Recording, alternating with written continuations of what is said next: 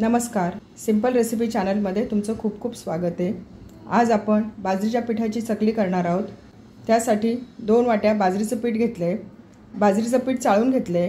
आपण नेहमी भाकरी करण्यासाठी जे बाजरीचं पीठ घेतो तेच पीठ घेतले। 1 वाटी तांदळाचं पीठ घेतले। तांदळाचं पीठ चाळून घेतले। याच वाटीच्या प्रमाणामध्ये 2 वाट्या बाजरीचं पीठ घेतले। 2 चमचे पांढरे तीळ घेतलेत। छोटा अर्धा चमचा ओवा घेतलाय। बाजरीच्या पिठाची चकली करायला घेऊया। गॅसवर कढई तापत ठेवली आहे। कढईमध्ये 1 वाटी पाणी टाकते। दुसरी वाटी पाणी टाकूया। ज्या वाटीने आपण तांदळाचं पीठ आणि बाजरीचं पीठ मोजून घेतले त्याच वाटीने आपण 2 वाट्या पाणी टाकले। पाणी गरम करून घ्यायचंय। पाणी गरम झाले। पाण्यामध्ये तीळ टाकूया। 2 चमचे तीळ घेतले। छोटा अर्धा चमचा ओवा घेतलाय तो टाकूया। याच्यामध्ये कोणते कोणते मसाले टाकायचे ते बघूया। 2 चिमूट हिंग आहे। छोटा पाव चमचा हळद आहे। 1 चमचा काश्मीरी मिरचीची पावडर आहे आणि छोटा अर्धा चमचा धणा पावडर आहे। हे सर्व मसाले आपण याच्यात टाकायचे। हळद अगदी थोडी टाकायची आहे। 2 चमचे तेल टाकूया।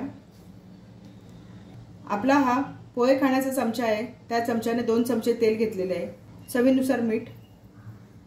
सर्व मिक्स करून घेऊया। पाण्याला छान उकळी आली आहे। आता मी गॅस बंद करते। गॅस बंद केलाय।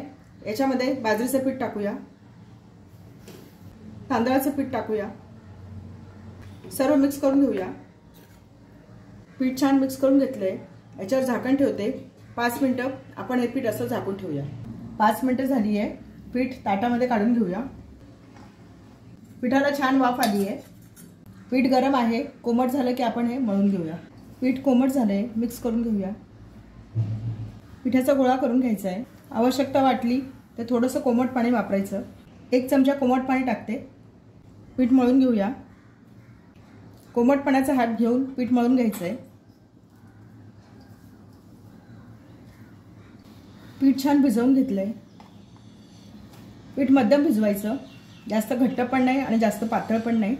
पिठाला भेगा नाही राहायला पाहिजेत, नाहीतर चकली करताना तुटते। आता आपण याची चकली करायला घेऊया। चकलीचा साचा घेतलाय। त्याला चकलीची प्लेट लावून घेऊया। साच्याला आतून तेल लावून घेऊया। तेल सर्व बाजूने व्यवस्थित लावून घेतलंय। साच्यामध्ये राहील एवढं चकलीचं पीठ घेऊया। पीठ चांगलं मळून घेऊया। साच्यामध्ये टाकूया। साच्यामध्ये टाकल्यावर असं दाबून दाबून भरायचं। मध्ये गॅप ठेवायचा नाही।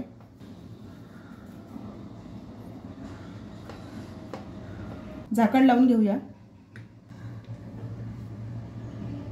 झाकण लावून घेतले। चकल्या करायला घेऊया। गॅसवर कढईमध्ये तेल तापायला ठेवले।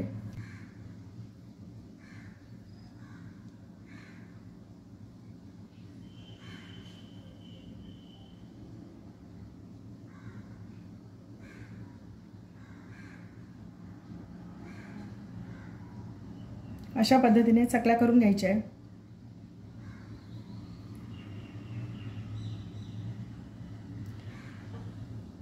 चकलीचं पहिलं टोक आणि शेवटचं टोक असं जॉईंट करायचं। अशाच प्रकारे सर्व चकल्या मी करून घेते।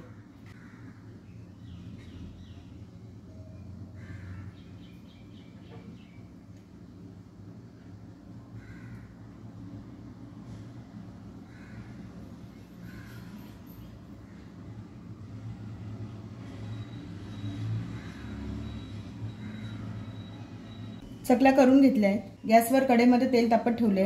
चकल्या तळून घेऊया। या चकल्या करताना थोडं थोडं करून तळायच्या आहेत। एकदम सगळ्या करून नाही ठेवायच्या। चकल्या तळून घेऊया। चकली तळायला घेऊया। गॅसवर कढईमध्ये तेल तापत ठेवले। याच्यासाठी तेल मध्यम तापवायचं आहे। खूप कडकडीत नाही तापवायचं। तेल तापलंय। चकली टाकूया। मीडियम गॅसवर चकली तळून घेऊया। चकलीवरचे तेलाचे बुडबुडे कमी झाले की आपण ही चकली उलटवून घेऊया। चकलीवरचे तेलाचे बुडबुडे कमी झाले। चकली उलटवून घेऊया। मीडियम गॅसवर चकली तळायची आहे। चकली तळताना गॅस खूप फास्ट ठेवायचा नाही, नाहीतर चकली आतून कच्ची राहते आणि वरतून लाल होते। उलट पालट करून दोन्ही बाजूने तळून घेऊया। चकली दोन्ही बाजूनी छान तळल्या गेली आहे। आता मी ह्या चकल्या काढून घेते।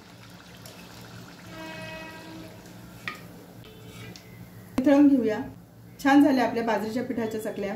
अशाच पद्धतीने सर्व चकल्या मी करून घेते। आपल्या बाजरीच्या पिठाच्या चकल्या तयार झाल्या आहेत, प्लेटमध्ये सर्व केल्या आहेत। छान झाल्यात चकल्या, झटपट होणाऱ्या आहेत, पौष्टिक आहेत, चवीला खूप छान लागतात। मुलांना मधल्या वेळेत खायला देऊ शकतो, डब्याला देऊ शकतो।